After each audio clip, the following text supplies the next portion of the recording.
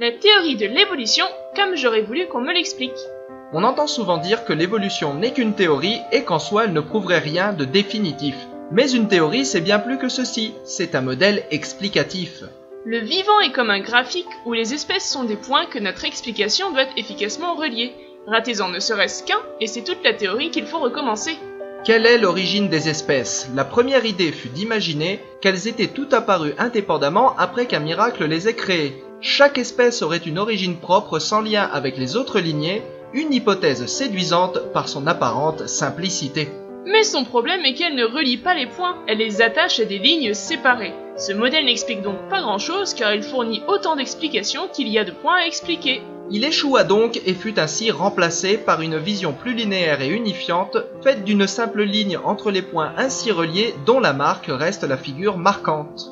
Mais ce modèle si intuitif a un problème, et vous verrez qu'il n'est pas anecdotique. Il impose aux espèces d'aujourd'hui d'être les ancêtres d'elles-mêmes, ce qui pose quelques soucis d'ordre chronologique. Ce modèle était donc satisfaisant mais incomplet, il fallait trouver mieux.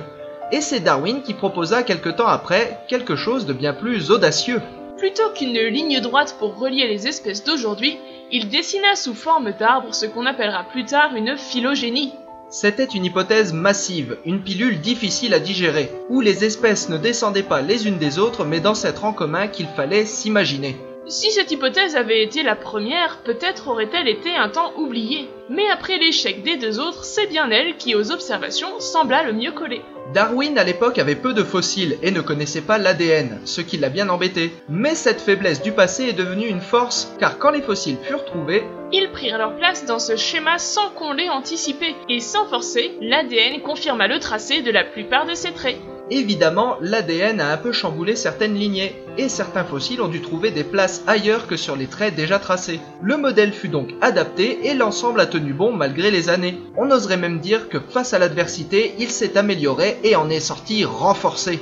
Donc, en plus d'être plus explicatif que les autres, ce modèle assimilait très bien les nouvelles découvertes, et permit de faire encore plus de prédictions qui s'avérèrent pour la plupart correctes. Le modèle de la création ne fait que multiplier les lignes, ce qui le rend horriblement lourd. Quant à l'évolution linéaire, elle est incapable d'expliquer l'abondance des fossiles sans d'intolérables détours.